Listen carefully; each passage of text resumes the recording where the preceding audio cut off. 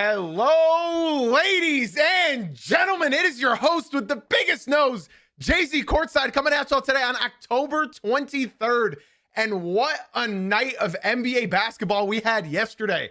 12 games, 24 teams. In this episode, we're going to be breaking our top five down and talk about some honorable mentions. Of course, we don't need to really dig too deep into each game analytically, just because we have so many games to cover. But we did have some breaking news earlier this morning that I feel like I have to do an audible and now talk before all of the games. So before all of that, we do have a laundry list to get rid of right now. So first and foremost, guys, be sure to drop a 5-star review if you're listening on Spotify, Apple, soon to be Amazon. And if you are on YouTube, be sure to drop a like, subscribe, and yeah, all the show notes will be down below in the description. Any link that you may need as far as the Twitch, the Discord server, the Twitter, the YouTube, the main YouTube channel, JZ Uncut, where we post documentaries bi-weekly on there. We are doing this live. So if you are watching this on YouTube, on Twitch, we are doing this live right now. We are going to stay doing them live Monday through Friday at 9 a.m. Eastern. Monday through Friday, 9 a.m. Eastern. We are going to be doing these live throughout the entire NBA season. Now that we got all that out of the way, before we get into the games from last night, because there were some wild ones, we do need to start with a couple. I don't have any lower thirds made for this just because it just broke like 30 minutes ago that this happened. But Shams reported on Twitter that Terry Rozier of the Miami Heat has been arrested. They pulled up to the man's house early this morning, and he has been arrested for illegal gambling. Not just that. Not just that. But it seems as though Chauncey Billups, Mr. Big Shot, the head coach of the Portland Trailblazers, who coached the game last night, was also arrested for illegal gambling. Now, at this point, I don't know what to say or do on this topic. Obviously, we have Malik Beasley, who is still being investigated from the DOJ. He got past federal, but now he's still under investigation, and obviously the Pistons need him right now. But yeah, now we have we now have a Hall of Famer in Chauncey Billups, a head coach of the Portland Trailblazers, and Terry Rozier of the Miami Heat. Apparently his contract just wasn't enough. So, yeah, I don't really have any more opinions on those matters. I feel like I don't want to speak until we have more details. Chauncey Billups, I hope you're innocent. Terry Rozier, I think we all have an idea that you're not too innocent, unfortunately, for him and Heat fans who are going to be paying him for, I think, another year, I think. Now that we got all that out of the way, I do need to start with breaking down our games from last night. Now, of course, as y'all know, we had 12 games last night, 24 teams played. So this is going to be a bit of a weirder podcast, right? So I decided that today's agenda, we will be ranking our top 5 games from last night. I know there was a lot of games last night, so if your team does not get talked about, feel free to leave a comment down below. Also, leave a comment down below. Let me know how the podcast is looking for you guys. This is the first one that we're doing live, so I want to make sure that there's like no hitches, no lagging, none of that. So just please keep me posted on that front. But before we start worrying about that, it's time that we discuss the NBA games from last night. And at number 1 out of the 12 games from last night, I know it wasn't the most entertaining and most close game from last night, but it was just too good to watch. And that's why at number 1, I have the Spurs defeating the Mavericks 125-92. This game had me staying up far later than I should have. I could not turn it off. I think we all know why this game is ranked at number 1 for me, and it probably is for you as well. Victor Wembanyama was a plus 31 last night. He dropped 40 points, 3 blocks, 1 steal, 1 assist, 15 rebounds. He shot 15 for 21 from the field. And you know what the craziest part is? He only shot 2 3-pointers. Last year, the majority of Wembanyama's shot percentage, or his shot selection, was from deep. All of a sudden now, it looks like that they have changed the way that they want Wemby to play. I don't know if you guys watched this game, but I promise that that final score does not do it justice whatsoever. Wembanyama, we have not seen play a regular season game in the NBA in 8 months. And what did he do? He came in and just utterly embarrassed Anthony Davis. And like, that's the thing. Anthony Davis he's been a top 10 defender ever since he's been a rookie in this league. And it's not like Anthony Davis had a bad box score. The only thing that looks bad is his minus 24 while he's on the court, because Wembanyama was doing whatever the hell he wanted with him. Anthony Davis had 22 points, 1 block, 2 steals, an assist, and 13 rebounds. But he did shoot 7 for 22. He could not get an open shot. He was settling a lot from 3. He shot 2 for 4. We always say that we want Anthony Davis to shoot more from 3, but I mean, he did what he can. PJ Washington was the player of the game for the Dallas Mavericks. He had 17 points, but he was still a minus 20. He shot 7 for 11, 5 rebounds. PJ Washington had a great game in just 29 minutes, but that's about it. Now, I don't know what's been going on as far as the NBA. Like, I don't know what's been going on with shooting so far in the season, but I feel like the majority of players right now just cannot shoot. I don't know what's going on. I mean, let me just look at this game in particular. I think the Spurs last night shot the highest percentage out of any game that happened last night. They shot as a team 57%, and they shot 40% from 3. They only took 23s. They only took 20. I know I posted a picture on my main channel, Jay-Z Uncut, that link will be down below, of Wembanyama working with Hakeem Olajuwon over the summer, and my Lord, does it look like he did. He's just unbelievable. He just looks unbelievable. Real quick, let me show you the 3-pointers from, the Mavericks didn't shoot that bad from 3. They shot 43%. They shot even better than the Spurs did. The only person that looks like they shot poorly from 3 was Klay Thompson, 1 for 5. He shot 20% from that game. I think the reason why I have this game ranked at number 1, just look at the talent. Obviously we know Kyrie Irving's missing, right? For the Mavericks. We know Daniel Gafford was missing, but hey, the Spurs were missing their starting PG and De'Aaron Fox. Champagnie shot 1 for 3, had 5 points. Harrison Barnes did his thing. He's 3 for 7 with 7 points. Victor Wembanyama had 40. And what's crazy is people aren't even going to talk about Stephon Castle. After this game, they're not going to talk about him because Wemby has stolen the spotlight. Stephon Castle shot 8 for 12 for 22 points, 6 assists, 7 rebounds. What a debut from the second-year player, Stephon Castle. Vassell did okay. He shot 6 for 14 with 13 points. Off the bench, Keldon Johnson always kills the Pistons.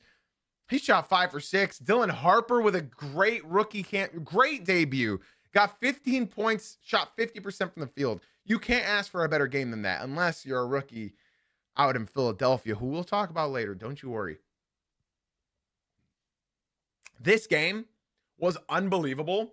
And it was like every time Wembanyama was on the court, you could not look away from him. I think we need to start having some serious, some serious conversations about Victor Wembanyama. In my opinion, if I were the other 29 teams in this league, I would be swinging for the fences and trying to get the best players possible and make a championship push.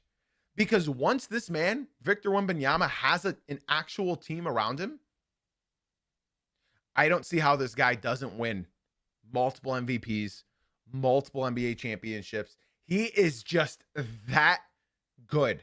If you have not watched any highlights or even watched the game, I highly suggest you. I'm sure the NBA has put out a video of just his highlights purely on their YouTube channel. Please You are doing yourself a disservice by not watching this man play the game. He was that good. He was that entertaining. You know, I ranked all of my centers in a previous podcast where I did the top 10 centers in the NBA. I did that for all the positions. So feel free to listen and watch those wherever you guys are watching on. And I had Victor Wembanyama at number 2 and Nikola Jokic at number 1. Nikola Jokic is in his 30s. It won't be long until we start saying that Victor Wembanyama is an undisputed number 1 center in the league and an undisputed top 5 player in the NBA. This man was doing things that I didn't think was possible. He made 1 for 2 of his 3-point attempts, and he shot 15 for 21 from the field. He shot 72% from the field, 15 rebounds. Victor Wembanyama, I mean, not just that. I know he only has 3 blocks. But with the amount of shots he altered last night, that is a statistic that is not spoken about enough. The amount of shots that he alters around the rim is most in the NBA, and it's not even close. You can't do a double clutch on him. You can't do a reverse layup. You can't do anything around the hoop when Victor Wembanyama is near there. In the third quarter, I wanted to talk about Cooper Flagg a little bit because he had a good debut. He had an okay debut. He was minus 29. He was the bottom of the team. I want to talk about Cooper Flagg because Jason Kidd did something that he did with Giannis Antetokounmpo that worked really well for Giannis, and I think he was hoping that it would work for Cooper Flagg, and it's too early to say that it's not working, right? Cooper Flagg shot 4 for 13 last night. He was a minus 29 on the floor. He was 0 for 1 from deep, and yeah, he shot 30% from the field. Now, first game jitters. First game in the NBA, he's got the most pressure on him that any rookie has had in years, right? And it was like in the third quarter when the Spurs took Wemby out, Cooper Flagg suddenly started to do some Cooper Flagg things. I think that he hit 3 shots in a row. He had this unbelievable reverse layup around Luke Cornett and Keldon Johnson, which was just beautiful. He had this night. He started to look extremely confident in the third quarter, but the game was already too far out of reach. I think Cooper Flagg has the tools, and I already saw, what's that old dude's name on ESPN? The dude that nobody likes, he always hates on LeBron. I think his name is Skip Bayless. I think that's his name. He already tweeted last night, making fun of Cooper Flagg, saying you ran him at point guard and he had 0 assists. Dude, he's a kid. He's a kid. My apologies for that sound that just popped up on the podcast. It was an alert while I was live. I had thought that I turned all of them off. My apologies. That one just went off. Yes, that was a Banjo-Kazooie sound. That was a resub. So again, we are doing these live. I got to make sure I turn all of them off. Be sure to make sure, if you guys don't want to miss these live, that you tune in onto the Twitch, 9 a.m. Eastern, Monday through Friday, and or the YouTube channel. So Cooper Flagg definitely looked like that he was dominating in the third quarter, but at that point, it was too far gone. I think the plan at running Cooper at point guard until Kyrie gets back is a great move for Jason Kidd. I think it'll evolve every facet of Cooper's game. It's just, game 1, he had 10 rebounds. He just had 0 assists, right? He had 0 assists. So we'll see. I think Cooper's going to be a very special player in this league. I think Dylan Harper had a great showing for his first game as well. He had 22 minutes, but again, he shot 7 for 14. So shout out to Dylan Harper, shout out Cooper Flagg. That's why that's ranked number 1 from the 12 games that we had. If y'all disagree, let me know.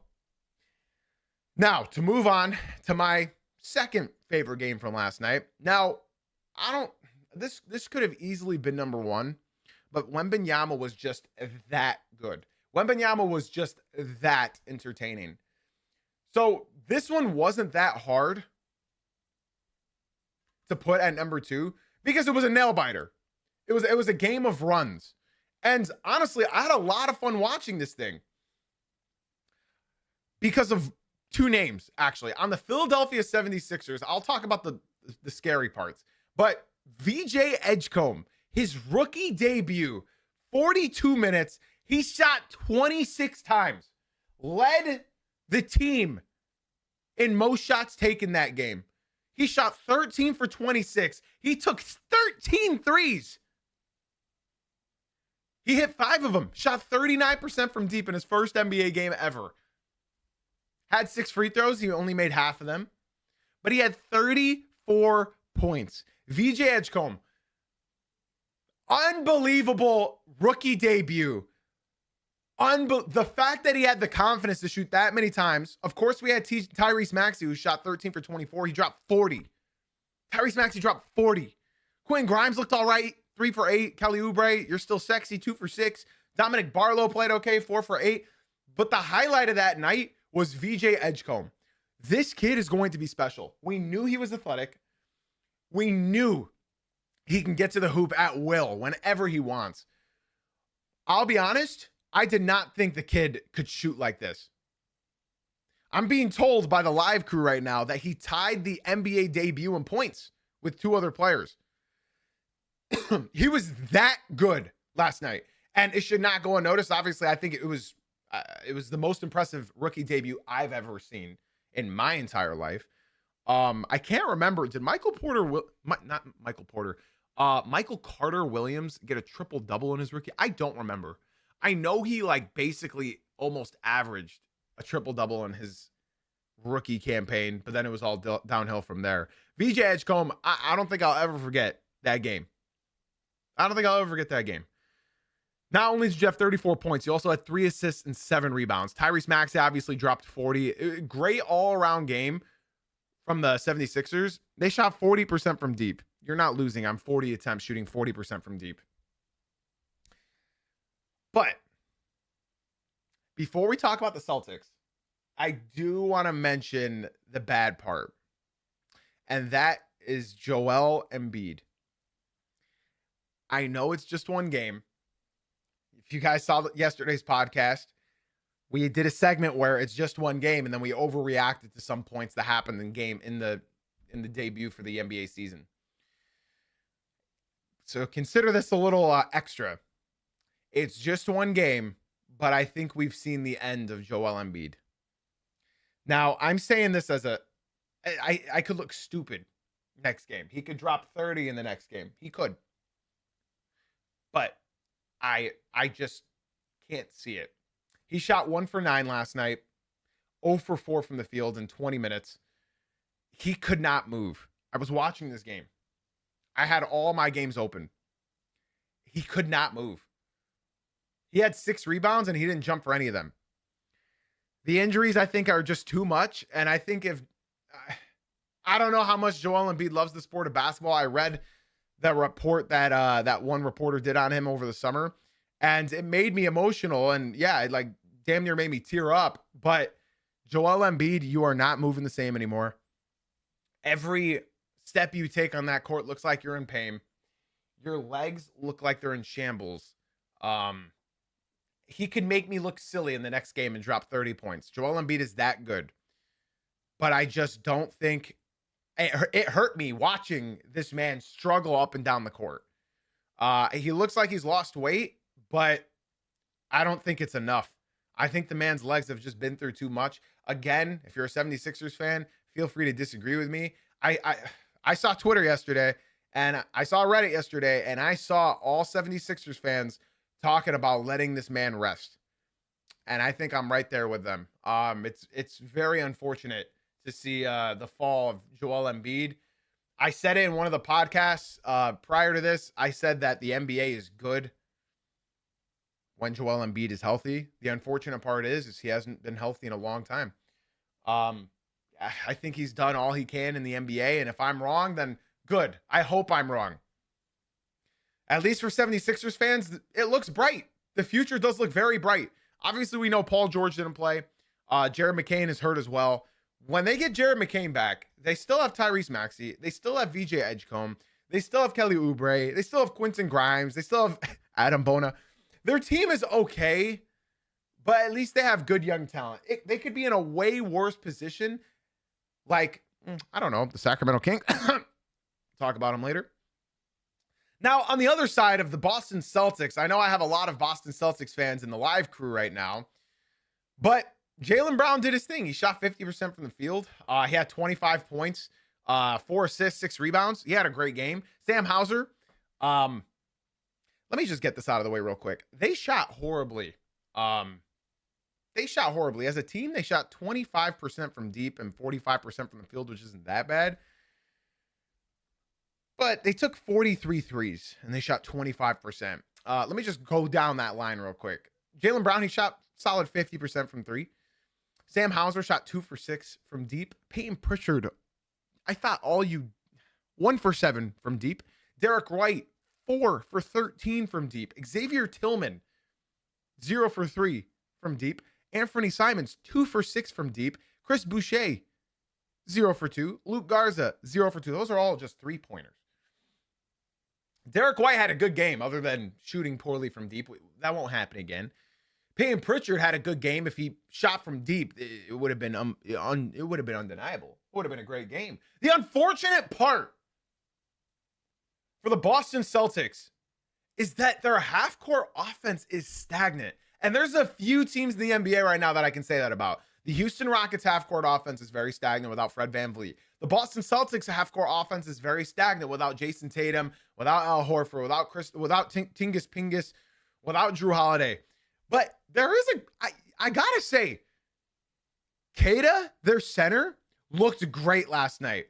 I think he fouled out. Yeah, he did foul out, but he had 17 points, 8 rebounds. He looked great last night. Unfortunately for Boston, they just don't have a great facilitator now. They're asking Derek White and Jaylen Brown to now suddenly be point forwards, and I don't think that's just not who they are. That's not who they are. I think Jaylen Brown's playmaking and ball handling can improve throughout the year. It was just game one.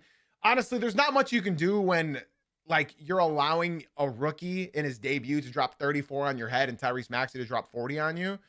At that point, the Boston Celtics, we've seen them the last few years. They live and die by the three. And that's exactly what happened last night. Had one of those threes gone in, they win the game. Unfortunately, they missed 32 threes? They missed 32 3-pointers. Had they just made an extra one, they would have won that game. So I'm not too worried about the Boston Celtics. I will say I'm not a fan of Xavier Tillman. Anthony Simons could be a good trade piece later into the year. I don't think that they really need him, but if he improves, I think they could use him. What I will say is Xavier Tillman, listen, man, maybe I just don't see the vision. He had 7 rebounds. He's a big body, but maybe I just don't see the vision. This game was incredible to see because watching a rookie in his debut do that, and then plus Tyrese Maxey is such a fun player to watch. That's why I have it ranked at my number 2 spot.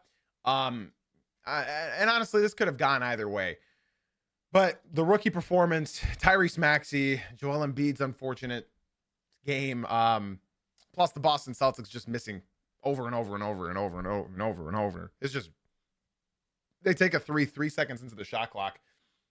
And if that's your game plan, then great if you're hitting them. But if you're not making them, it's GG's. It's GG's. Now, we've got number 1 out of the way. We've got number 2 out of the way. Up 3, I'm drafting the Timberwolves defeating the Blazers. 118 to 114. This was a fun game that if you stayed up till, you have insomnia. This game was I did not stay up for the entire thing. I'd be lying to y'all if I said I was. Now, speaking of, we were talking about Chauncey Billups earlier, so I guess they pulled up to his house this morning.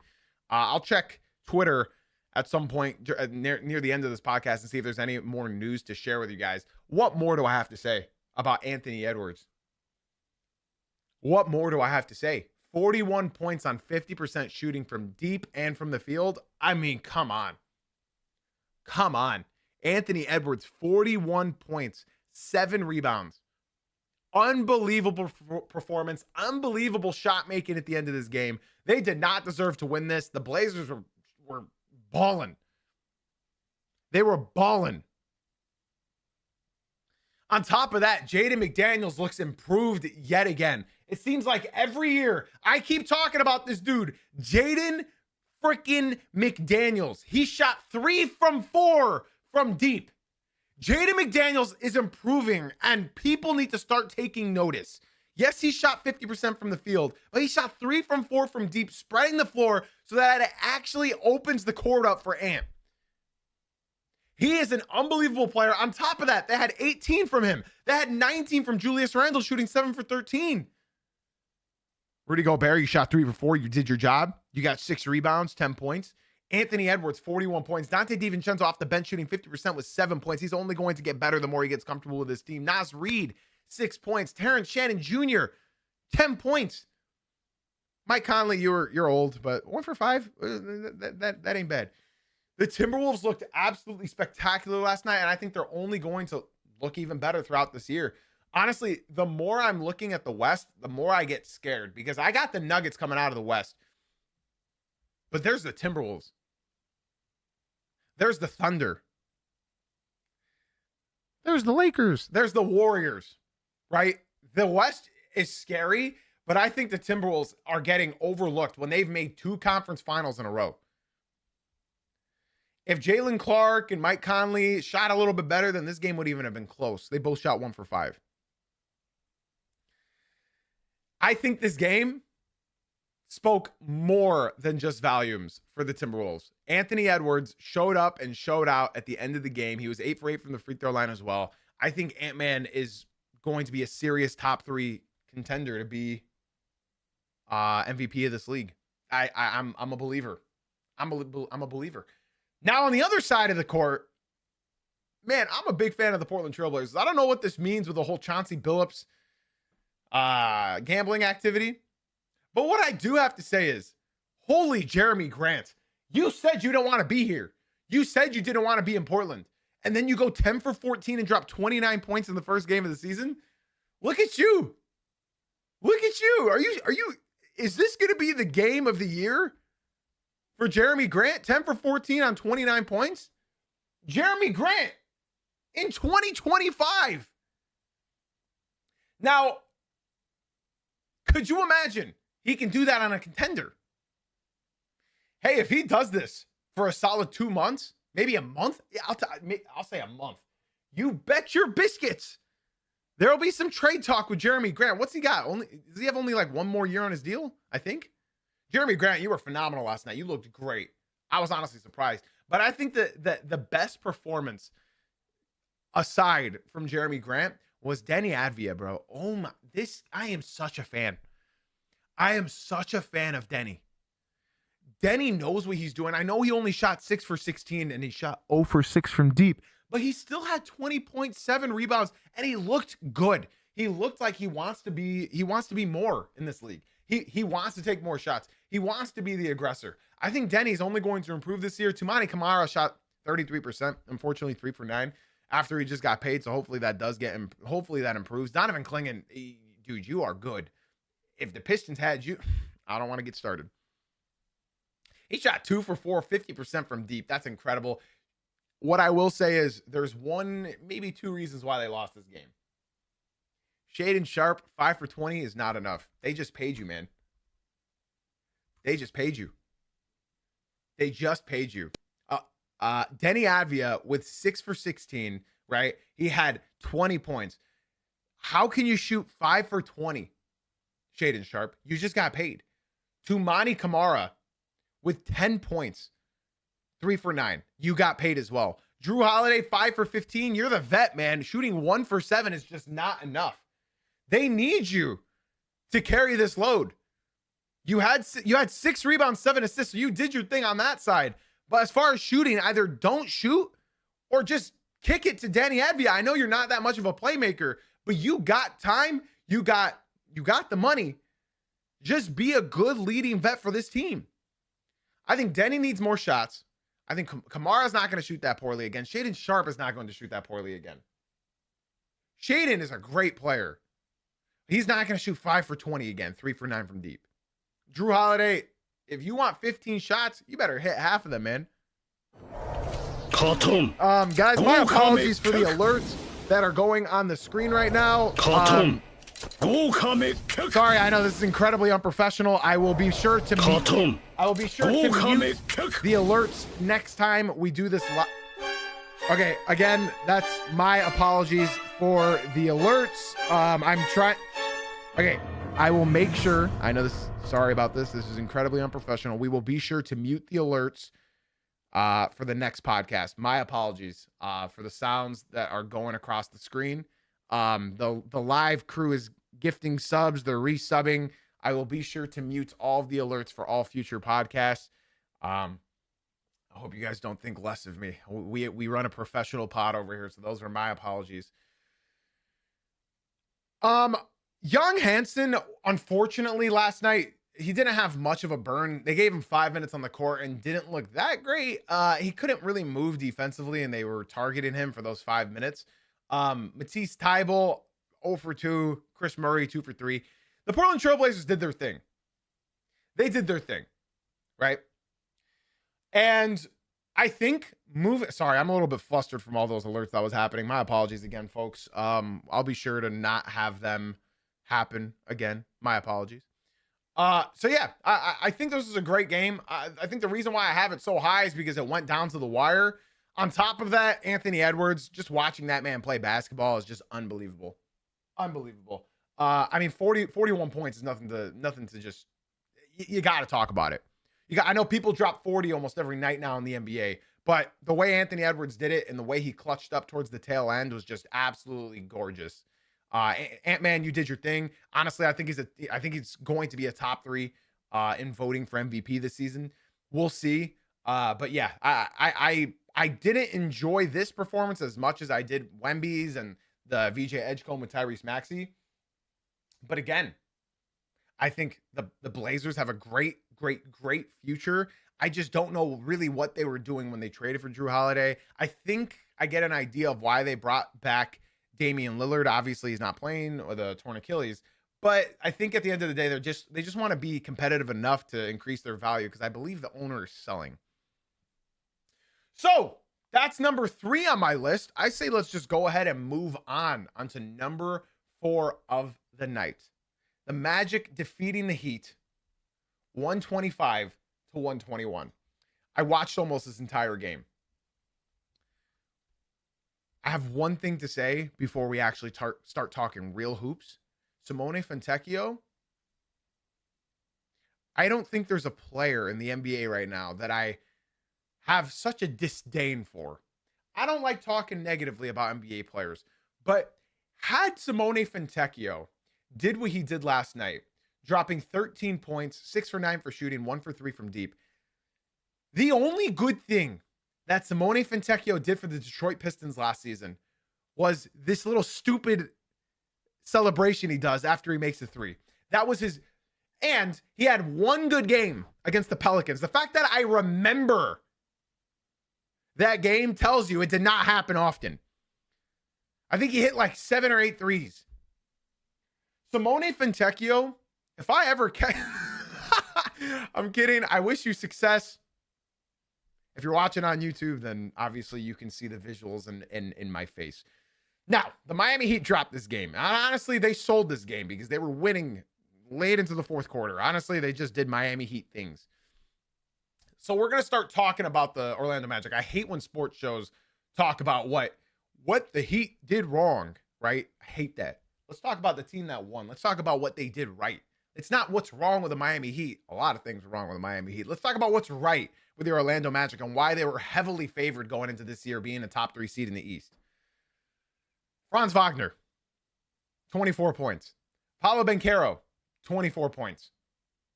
Desmond Bane, 23 points. Tristan De Silva off the bench, 16 points. Jalen Suggs, 14 points.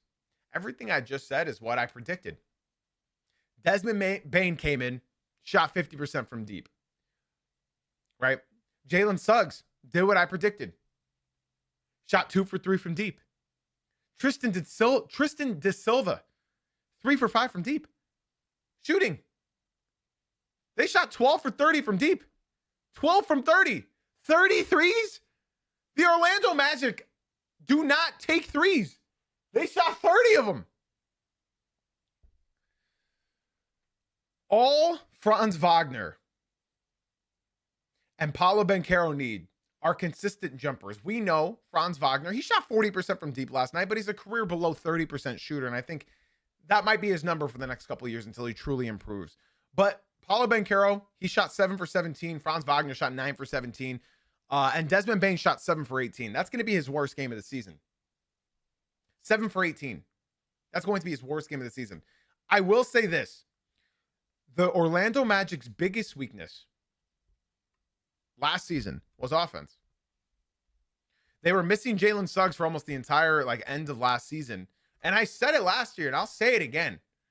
When Jalen Suggs does well, the Orlando Magic do well. And now you add Desmond Bane on top of that. The Magic are going to be a top team defensively this year. Yes, they gave up 120. How much did they give up? They gave up 121 to the Miami Heat, but it's first game jitters, First game jitters. Norman Powell dropped 28 points on their head, right? Andrew Wiggins had a good game, dropping 18. Davion Mitchell, I'll talk about Davion Mitchell in a second.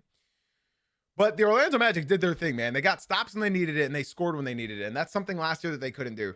I think both Florida teams really struggled at finishing games last year, and I think only one of the two are going to truly improve at finishing this year, and that's the Orlando Magic. I am a believer in the hype for the Magic. My biggest thing is how far can they go with Desmond Bane being their one sole three-point specialist? Because Desmond Bane can put it on the floor, he can defend, he can do it all. But is that enough? I feel like there's one team in the East that I'll be talking about later that remind me of them, where they think one shooter is more than enough. Another name that isn't going to get mentioned, but I have to mention him, is Goga Batadze, bro.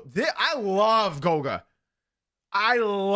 He shot 3 for 4 from last night, 2 for 2 from the free throw line, 8 points. He did his thing. He was plus 11 on the court. Goga is nice. And I think he would be a great player on any team in the NBA. Tristan da Silva does not get the credit he deserves either. That's why I have to mention those two in particular. Paulo Banchero and Franz Wagner are going to do their thing. That's what they are paid to do. And with the addition of Desmond Bane, their team is looking extremely dangerous. If their defense can truly clamp up like they did all last year, you could see them making some serious noise in the playoffs. Now, let's talk about the Miami Heat. I already talked about Simone Fontecchio. That'll be the only time I talk about him for the entire year. So I'm not even going to mention his name. I want to start with Davion Mitchell. I called it. I have some major Heat fans in the live crew, and they kept telling me about Davion Mitchell. And I was not listening. I was not listening whatsoever last season. It wasn't until Davion Mitchell did it to the Pistons last year where I said, who the hell is that? And then I became a believer. Davion Mitchell, 7 for 15. He can clean that up. I mean, he shot 47% from the field. It was mostly his three-point shooting. He shot 2 for 6. Davion Mitchell was 16 points, 1 block, 2 steals, 12 assists, and 6 rebounds. Are you seeing this? I had to read this multiple times this morning to make sure I read that right. In game 1 of the season, you're going out like that, Davion? Had he had more help, had they got anything from Khalil Ware last night, 7 points, 4 rebounds, he didn't really do much. Bam Adebayo, I don't know. I'll talk about Bam in a second. Nikola Jovic, not that bad, 2 for 6. You got to clean that up. You're a way better shooter than that. 9 points. Andrew Wiggins did his thing, 6 for 12. Norman Powell, it's the Norm show. If he gets the ball, he's going to put it up. If he gets the ball, he's not going to look to pass, right? Even though he had 4 assists. Norman Powell is a very, very good player, but he's not going to be Miami Heat's future, right? I want to talk about briefly, Jaime Jaquez. Brought some great energy last night, man. You brought some great energy. You just shut me up from last year. I said that I think that, you had a great rookie campaign, and that was going to be it. Jaime Jaquez, I believe in you. This is your year, man. This is where you make your jump. Okay? Bam Adebayo. I don't know where to start with you, my friend. I don't know where to start with you. I had him, I believe, off the top of my head, either 7th or 8th ranked in the top 10 centers in the league based off of last season's performance. And I said Bam Adebayo could easily be top 5 here, or he could fall out of the top 10. It's all dependent on this year. Bam, have we seen your peak with the Miami Heat? That is. Is this what you're capable of? 4 for 13 from the field, 1 for 5 from deep. You had 12 rebounds, but you were a -2 and you had 15 points. I think what Bam Adebayo needs might be a change in scenery, and I don't think Pat Riley is willing to get rid of him. Any team would be lucky to have Bam, and I think he'd be a great 4 if he can start shooting consistently from deep. I think they probably should have traded him before the deadline last season because his value was like still okay. You know, he had his worst year of his career last year since he started on his rise. I think any team still would have been cool to trade for him because it could have just been he's having a bad year. He needs to change of scenery. Bam Adebayo, I don't know. The live crew right now is telling me that they needed to stuff the paint. And they thought it was going to be a bounce back season as well. In my opinion, a backcourt of Davion Mitchell, Tyler Hero sounds fun. Andrew Wiggins, obviously, you know, they want Nikola Jovic to be that guy, right? Norman Powell can put the points can put the ball in the hoop. I don't know where you truly, where can you put Bam? In my opinion, I thought it was going to be Bam at the 4 and Khalil Ware at the 5, and they obviously didn't do that. I think Bam Adebayo definitely needs a change in scenery. It's just not working anymore. I know it's just one game, but I'm overreacting. Maybe it was just a really off night. Bam just doesn't look like he's in it. He does not look like he's in it. And I know a lot of Heat fans, not a lot of Heat fans, there's some delusional Heat fans. I have one viewer in particular in my Twitch stream that said that the Heat could be anywhere between the 3rd seed in the East and the 8th seed in the East. And I told him what you just said makes 0 sense because you can't look at this roster and tell me that they're a top 3 seed in the East. I know the East is weak, but the fact that you had to range it from 3 to 8, he'll come back and stream next week and tell me that, never mind, we're chalked. Playing again. I don't want to talk too much about the Miami Heat. They're a playing team at best. Hopefully they get Tyler Hero back and their offense can actually look better because the half court, horrible. Without Davion Mitchell, I don't know where this team would be right now. Now, at number 5, this could have been any game on here. I want to give some honorable mentions before I have my number 5. The Cavs versus the Knicks. Obviously, the Knicks beat them 119 to 111. Too many players were out. Cat did his thing. Brunson didn't even have a good game. OG Anunoby was definitely their MVP of the game with 24 points. Evan Mobley did his thing with 22. Donovan Mitchell, 31. That game was entertaining. Lonzo Ball is somebody I wanted to talk about briefly. Lonzo Ball played 23 minutes. I think they'll only increase that as the year goes on. He had 3 points, 6 assists, and 4 rebounds. I think Lonzo Ball did his thing. It's just, the Knicks just have too many pieces. I mean, when you have a game, what I will say quickly about the Knicks is holy Mike Brown. This team has now officially entered the Mike Brown era. That ball was swinging. I know they only had 22 assists. Feed the hot hand. But that ball was moving. It was really fun to see Jalen Brunson pass the ball early in the shot clock, set something up for OG and Cat. Same with Mikal Bridges. I mean, look at this lineup. 24 for OG, 19 for Cat, 16 for Mikal, 23 for Brunson, and 15 for Miles McBride. They were missing, I think, Mitchell Robinson and Josh Hart, right? Yeah. And then obviously the Cavs were missing DeAndre Hunter, Darius Garland, and Max Strus. Honorable mention goes to that game. It was a pretty decent watch. The Cavaliers sort of buckled in the 4th quarter. Another honorable mention I want to give to is the state that I live in now. It's the Charlotte Hornets embarrassing the Brooklyn Nets. Now, we know the Brooklyn Nets are horrible. Honestly, you thought that Cam Thomas and Michael Porter Jr. were going to be averaging like 30 points apiece. Michael Porter Jr. shot 5 for 15. Cam Thomas shot 2 for 9. An embarrassing showing. Noah Clowney looked like a clown last night, shooting 1 for 6. I want to talk about the Hornets briefly. Con Knippel, rookie debut, 11 points. Did his thing. Miles McBride. Sorry, not Miles McBride. Miles Bridges, 6 for 11. 18 points. Ryan Kalkbrenner. I know my casual audience is thinking, who? Ryan Kalkbrenner, 5 for 6. 10 points, 11 rebounds, man. Good on you. Brandon Miller and LaMelo Ball were putting on a show last night. Go watch the highlights. Go watch the highlights. Brandon Miller, back from injury, 25 points. Unfortunately, 2 for 9 from deep. LaMelo Ball, 20 points, 4 for 8 from deep, 7 for 15 from the field. Both decent games. Brandon Miller had 7 assists. LaMelo Ball had 8 assists. They had their lob connection between LaMelo and Brandon Miller is nice. LaMelo looked good last night. Brandon Miller looked good last night. Their new addition, Colin Sexton, looked good last night. 4 for 9. You did your thing. 3 assists. This team, Trey Mann, Salon, Diabate.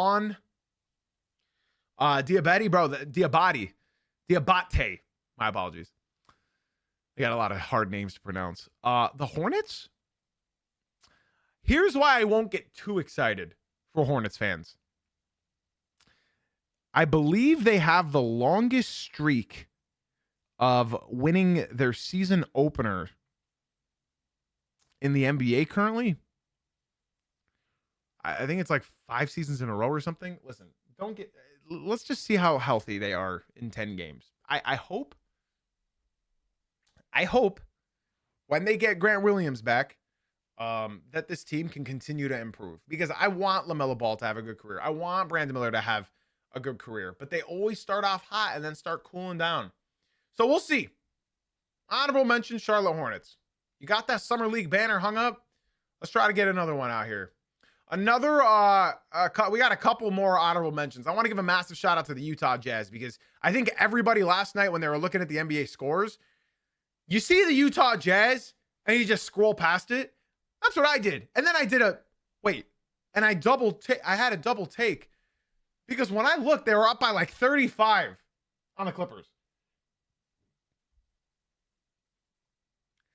I don't know what the hell the Clippers were doing yesterday, but I mean, you just got to see this. The Jazz shot 55% from the field and 39% from deep. You got 20 from Lauri Markkanen. Please, Lauri Markkanen, you are a Detroit Piston.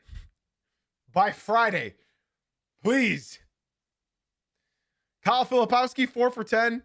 Walker Kessler, bro, 22 points, 7 for 7. You are so nice.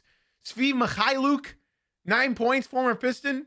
Keontae George, you looked good, man. 6 for 12, 16. Bryce Senabal, bro, dropping 20. Ace Bailey, 1 for 5. It's okay. We'll get those numbers up. Bench, you had Nurkic actually play basketball. Walter Clayton Jr., Taylor Hendricks. Looked good, man. Looked good. They shot him out the gym. Now, as far as the Clippers go, they looked old. They looked slow. They had Kawhi Leonard to start off a season. He shot 3 for 9. He's not used to playing in game 1 of the season. I'm going to just blame the Clippers' loss on that. Kawhi Leonard thought it was a preseason game. He's never played this early in the season. He didn't know the NBA even starts in October. Let's just go through their shooting, because that's all you need to see for the Clippers. Nobody got 20 points on the Clippers. They shot horribly. Let me just show you. Derrick Jones Jr., you did your thing, bro. 12 points, 5 for 7. Kawhi, 3 for 9. Ivica Zubac, 9 for 13. You did your thing. You always do your thing. I love you. That's why you're a top 6 center in the league. Bradley Beal, 2 for 5. James Harden, 5 for 12. He had 11 assists, though. John Collins, 6 for 12. Chris Dunn, 0 for 3. Brook Lopez, 5 for 12. You did your thing, honestly. Chris Paul, 1 for 5. Nick Batum, 1 for 4. It's the fourth quarter. Why is Nick Batum in? Cam Christie, 1 for 4. They shot horribly. So that's why they lost.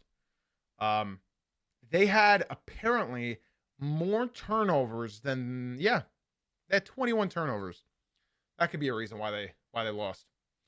Big shout out to Giannis. I don't really want to talk about that game. But big shout out to Giannis. Chris Middleton at 23. Keyshawn George shot 21.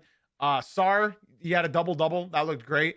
I'm not going to lie, I didn't really watch a whole lot of this game. Obviously, Giannis had 37 and carried them for the win. Miles Turner looked okay. He shot 4 for 12. He's going to get that number up. AJ Green just got paid. So shout out AJ Green. I think he did his thing last night. Real quick, I want to talk about a clip that I saw with the Memphis Grizzlies and the New Orleans Pelicans. Obviously, Ja Morant went crazy. I was contemplating putting him in the thumbnail. He shot 13 for 20 on 35 points for the game. He looked great. I think Ja Morant is back. I hope he's back against rival Zion Williamson. Shot 10 for 21, 27. These players just aren't used to playing so early into the season. That's the issue.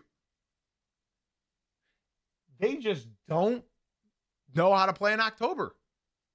They're not used to it. I think Triple J had a great game too, right? 18 points, shot 50%. Did your thing, man. 6 blocks. Holy, Jaren Jackson Jr. Did not know you had 6 blocks.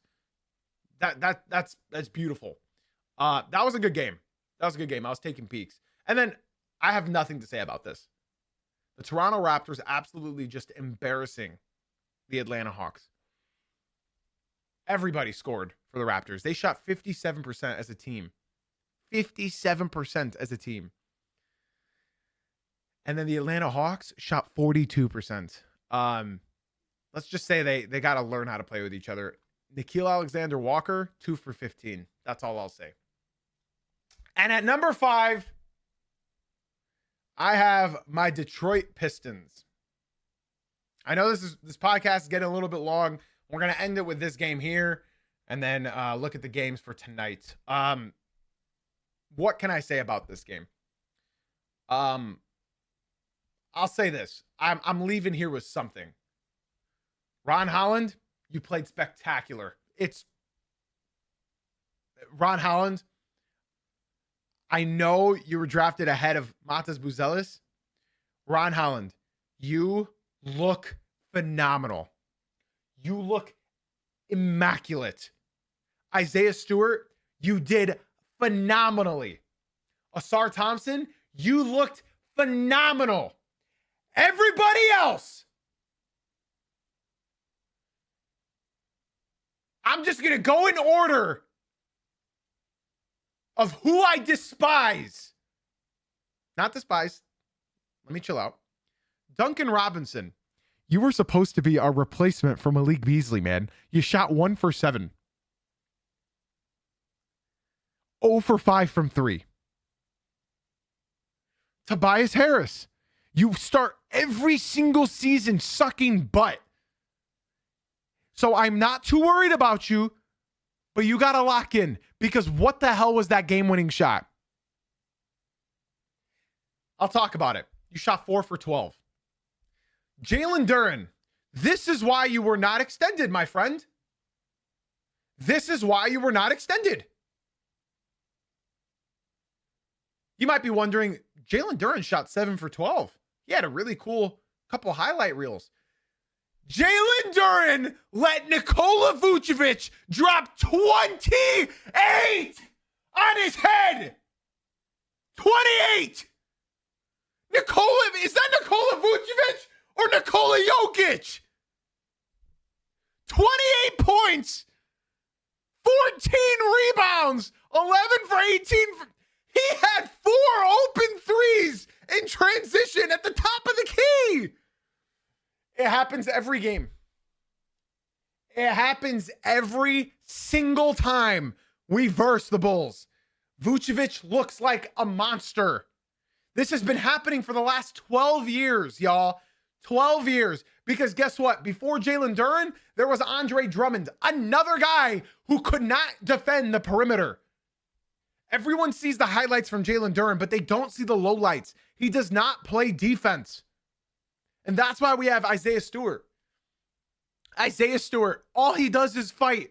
Shot 8 for 14. He's the only Piston last night that hit multiple threes.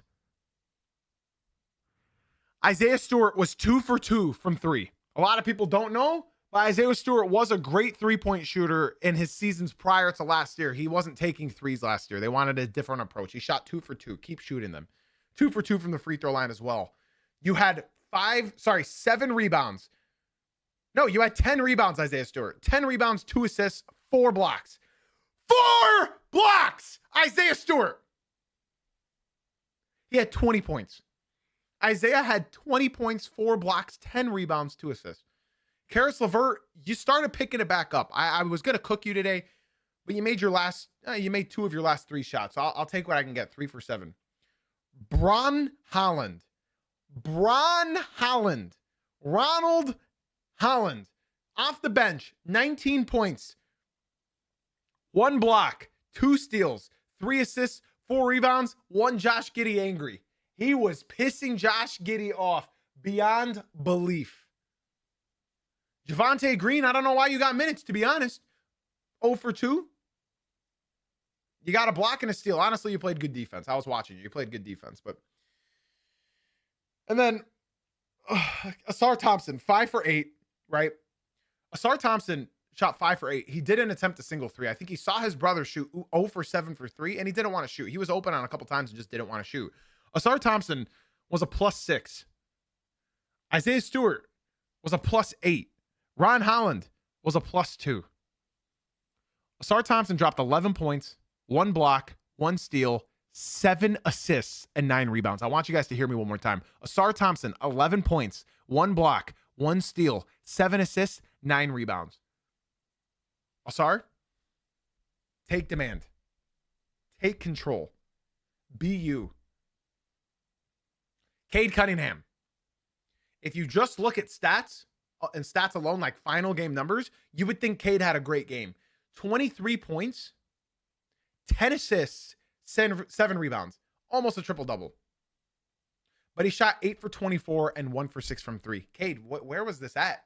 I'll be honest with everybody here. That was the worst game I've ever seen Cade Cunningham play in the last 2 years. Cade Cunningham, 8 for 24. That is the worst game I've seen Cade play in a long, long time. Definitely worse than any game he had all last year.